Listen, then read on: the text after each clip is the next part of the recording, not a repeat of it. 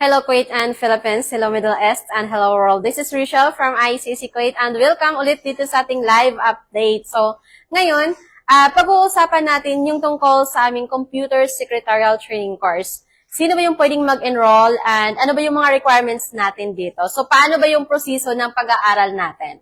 So, kung ikaw po is isa sa mga kababayan natin na gustong magkaroon ng computer skills, matuto sa paggamit ng computer from basic to professional level, or kaya ikaw is nagtatrabaho na sa kasalukuyan sa office po, no? And kailangan mong i-enhance yung inyong computer skills. So, itong course na to is yung para sa inyo, yung Computer Secretarial Training course. So, itong Computer Secretarial Training course po na ino-offer namin dito sa ICSA, ito po is yung ating IT Foundation. So, kumbaga, dito, tuturuan po kayo, maging professional kayo sa paggamit, maging certified kayo sa paggamit ng computer applications from basic talaga siya to advanced level na yon. Okay? So, dito, matutunan natin ang paggamit or maging professional tayo sa paggamit ng Microsoft Word, Microsoft Excel, and Microsoft PowerPoint. And of course, yung Windows 11, kung paano ba natin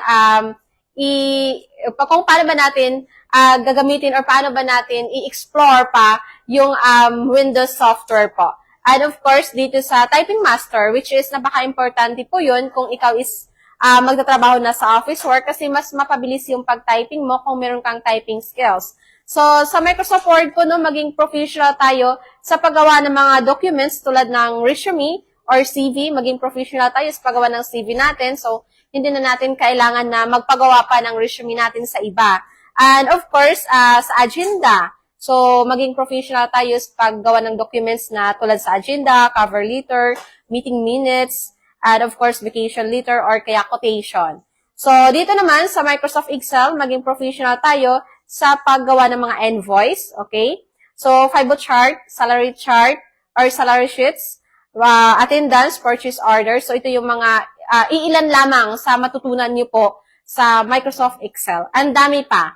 And of course, sa Microsoft PowerPoint, matuto tayo sa paggamit or paggawa ng 3D infographics, slide design, Facebook advertisement, okay, isa na yan, pie chart, slide animation or text animation. So, kumbaga, kung ikaw is gustong matuto or ikaw is gustong gumawa ng mga presentation, so dito tayo gagawa sa Microsoft PowerPoint. So, may enhance talaga yung creativity natin dito sa Microsoft PowerPoint. Okay? So, dito, kahit sino is pwedeng mag-enroll as long as ikaw is mayroong desire na magiging certified sa paggamit ng computer applications, so which is kadalasan talaga ginagamit ngayon kung kayo is nagtatrabaho sa office work po.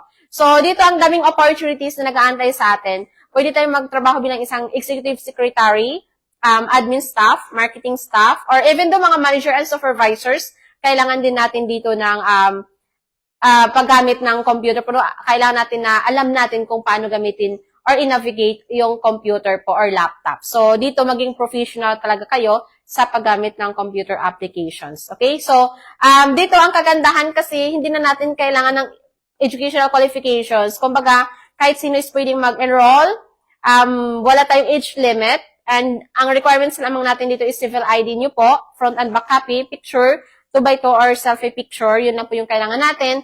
And ang kagandahan dito kasi available siya sa face-to-face and online classes. So, kung kayo is nandito sa Kuwait and meron kayong every once a week day off, pwede tayong mag-aral every day off lamang. So, flexible yung schedule ng klase. So, makakapili tayo ng araw at oras kung kailan po tayo mag-attend ng klase basta office timings ng ICSA. So, kung hindi naman kayo available na mag-attend sa klase sa face-to-face, meron tayong online classes via Zoom po yan. So, dito, kahit saang bansa tayo naka-reside ngayon, even is nasa tayo, Dubai, sa Qatar, Saudi, sa Malaysia, Hong Kong, Brunei, pwede tayong mag-enroll dito sa ating Computer Secretarial Training course kasi ito is available siya worldwide. So, marami na ding estudyante si ICC sa Hong Kong, sa Taiwan, sa Brunei, na nag-aaral na po, nakapagtapos na sa iba't ibang mga courses na ina-offer namin dito sa ICC. Okay, so yun, available siya online and face-to-face classes. And ito is nakadesign siya sa lahat ng mga kababayan natin na nais na maging professional or maging certified sa paggamit ng computer applications po. So, although, dito naman is, meron tayong instructor, no? Kung halimbawa, online classes kayo, hindi lang siya online na manonood lang kayo ng mga videos. Meron tayong instructor na mag-a-assist talaga sa inyo from the start until the end of the course. So, i-guide kayo nila kung paano ba yung tamang paggamit, paano ba yung tamang way ng paggamit ng laptop or computer. So, kung kayo is mag-attend ng online class, kailangan lang po natin at least meron tayong laptop and internet, of course, and downloadan lang natin siya ng Zoom.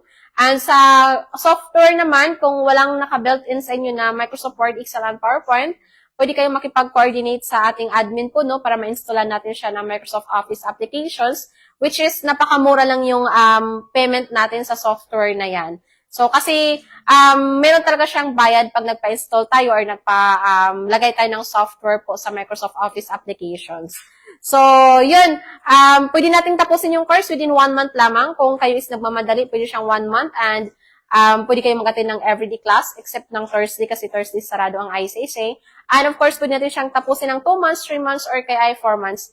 Nakadepende siya kung ilang buwan mo siya gustong tapusin or kailan mo siya gustong tapusin. So, kailangan lang talaga natin na makipag-ugnayan sa mga students consultant natin kung ilang buwan nyo siya gustong tapusin and ilang araw kayo mag-attend ng klase. Kasi, for example, gusto nyo siyang tapusin in 3 months to 4 months. So, pwede tayong mag-attend ng 2 times a week or 3 times a week, 2 hours every class session po yan. Or kaya kung, yun nga, ang sabi ko kanina, kung gusto ng 1 month lang, pwede ka tayong mag-attend ng every day except ng Thursday po.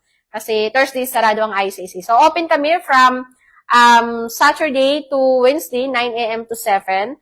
Every Thursday is closed tayo and Friday is 9 a.m. to 6 p.m. po tayo open po. So, yun.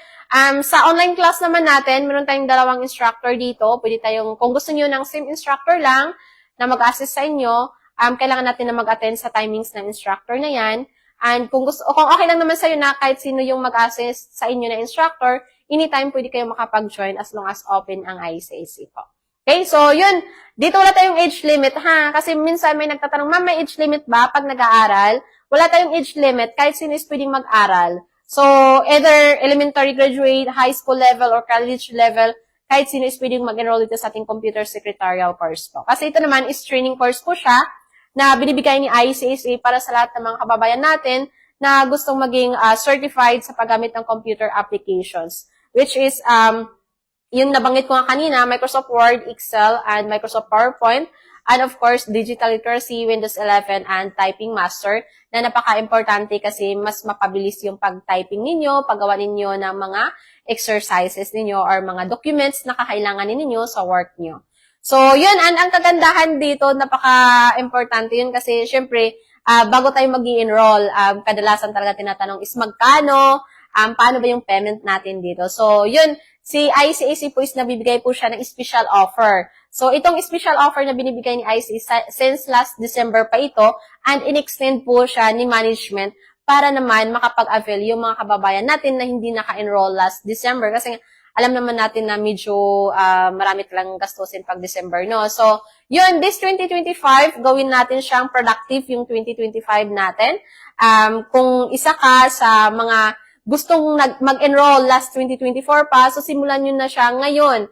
At least equip na tayo ng skills and knowledge na magagamit natin in the future. Kasi yung skills natin, nasa sa atin lang yun. Walang kukuha niyan. So, ang kagandahan po dyan, pag may skills tayo, mas marami tayong opportunity na kumbaga mas marami pang opportunity na mag-open sa atin ng doors kasi nga equip na tayo ng skills and knowledge. So, kumbaga certified na tayo, professional na tayo, marunong na tayo kung paano gamitin or i-navigate ang computer or laptop. So, paano gamitin yung Microsoft Office applications. Kasi, minsan sasabihin natin, okay, marunong naman ako sa paggamit ng computer. Okay, marunong ka na sa paggamit ng computer.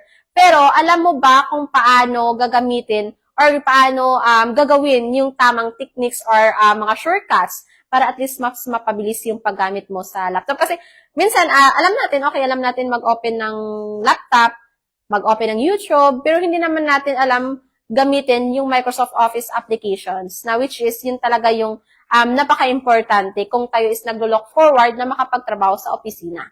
So, kung isa ka sa mga kababayan natin na nandito sa Kuwait or nandito sa ibang bansa, bilang isang OFW na gustong mag-change ng trabaho and gusto mong magkaroon pa ng mas magandang opportunity, So, try na i-ano natin yung sarili natin, magkaroon tayo ng professional growth, magkaroon tayo ng professional development, which is makakatulong sa atin in the future. Kasi mas, sabi nga nila, mas maraming certificates, mas maganda yung qualifications mo, mas marami kang mai-present sa magiging employer na, okay, ako certified ako sa paggamit ng computer applications. Yun, so, mas maganda yon sa background natin kung marami tayong mga certificates. Kasi, ganito siya, yung, ano kasi natin, yung experience natin, bonus na yon.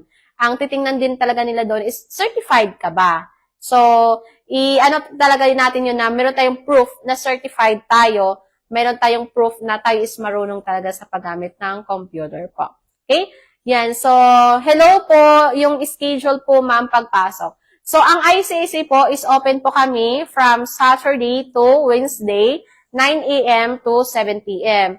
And Thursday, sarado kami. And Friday, open kami ng 9 a.m. to 6. So, kumbaga, kayo yung pipili ng araw at oras kung kailan kayo mag-attend ng klase as long as open kami. So, for example, available ka ng Monday, 10 a.m. to, sabihin natin, 12 p.m. kasi 2 hours ka mag-attend ng klase. Kasi, dito, kung once a week ka lang, pwede kang 2 hours, 3 hours, or kaya ay 4 hours. Pero kung available ka ng 2 times a week or 3 times a week, pinaka-maximum natin, yun, yung 3 times a week is 2 hours per class session talaga siya. Pero kung once a week lang, pwede tayong mag 4 hours. So, kumbaga, in between sa office timings namin, kung kailan ka available, pwede kang mag-join sa klase. Ayan. So, yun, napakaganda siya kasi, lalo na sa atin dito, no, is, meron tayong mga kanya-kanyang trabaho. So, at least, kung meron tayong day off, or meron tayong free time, gawin natin siyang productive to enhance our skills, which is, yun nga, mas mag-open siya ng mas maganda, maraming opportunity actually. So, yun, enroll na tayo dito sa ating computer secretarial course kung ikaw is isa sa mga nangangailangan ng computer skills po, no? Kasi ito is extended yung offer ni management para sa lahat ng mga kababayan natin na nangangarap din na magkaroon ng computer skills. Kasi, alam nyo, sa panahon ngayon, lahat, naka-computer na lahat.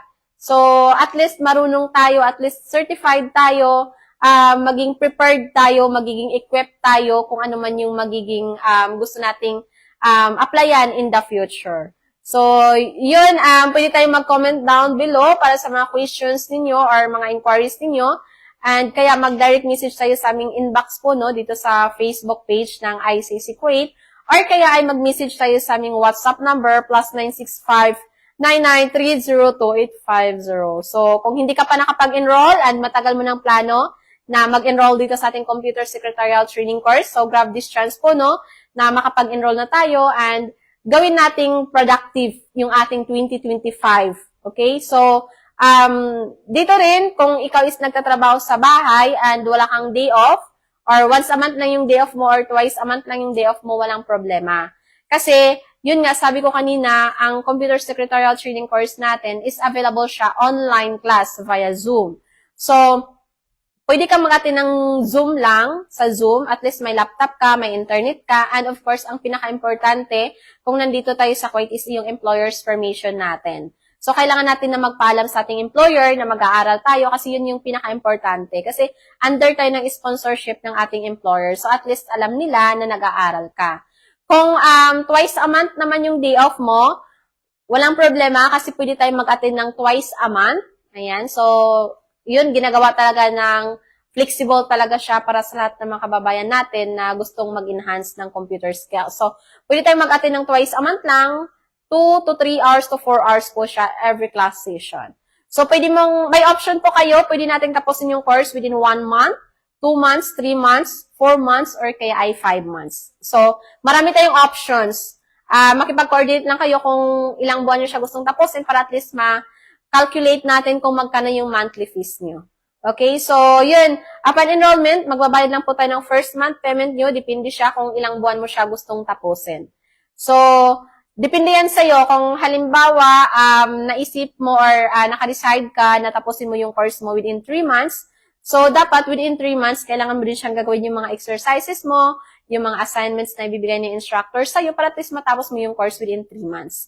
Kasi minsan, sasabihin namin, ma'am, okay ma'am, yung course mo is matapos mo siya ng 3 months or 4 months, pero hindi naman ginagawa ni students yung part niya and then babalikan kami, ma'am, akala ko ba 3 months lang siya matatapos? So, nakadepende siya sa paggawa ninyo ng inyong assignments, nakadepende siya sa pag-comply ninyo ng inyong mga exercises or assignments.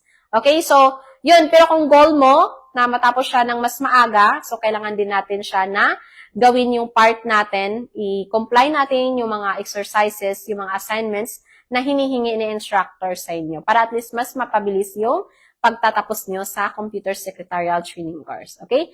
And of course, sa mga nagtatanong kung meron ba tayong recognition after the course, of course, kung nandito tayo sa Kuwait, pwede tayong mag-attend ng graduation po, no? Kasi meron naman tayong twice a year na graduation, meron tayong April and October. So once matapos niyo yung course within 4 months or 5 months, magwi-wait na lang po kayo kung kailan yung graduation or recognition natin para makapag-join tayo to formally acknowledge na tapos na kayo sa inyong course. Okay, so sa graduation naman natin is optional lang yon. So kung gusto ni students na mag-join ng graduation, pwede tayong mag-join. Pero kung kayo nasa outside Kuwait, wala tayong graduation outside Kuwait. So ang pwede lang mag-join ng graduation is yung mga nasa Dubai kasi meron tayong graduation sa Dubai. Okay, so yun. And of course, yun, ulitin ko po yung ating computer secretarial course. Ito is nakadesinyo siya sa lahat na gustong magkaroon ng computer skills, maging certified sa paggamit ng computer applications, and wala po tayong age limit. Kahit sino is pwedeng mag-enroll. Wala tayong educational qualifications na kailangan. Pwede tayong mag-enroll. Kahit tayo is elementary lang, kahit tayo is high school level, high school graduate. And of course, kung tayo is college or mga manager na or supervisor na sa kasalukuyan ngayon and gusto nyo mag-enhance ng inyong computer skills is pwede tayong mag-enroll dito sa ating Computer Secretarial Training course. So, ito po yung IT Foundation na ina-offer ni ICSA. So, bago tayo makapag-proceed sa ibang mga courses na ina-offer namin dito sa ICSA, at least marunong na tayo sa paggamit ng computer. So, ito talaga yung first step natin, yung Computer Secretarial Training course, which is maging certified tayo sa paggamit ng Windows 11, Typing Master, Microsoft Word, Microsoft Excel, and Microsoft PowerPoint. Okay? So, yun.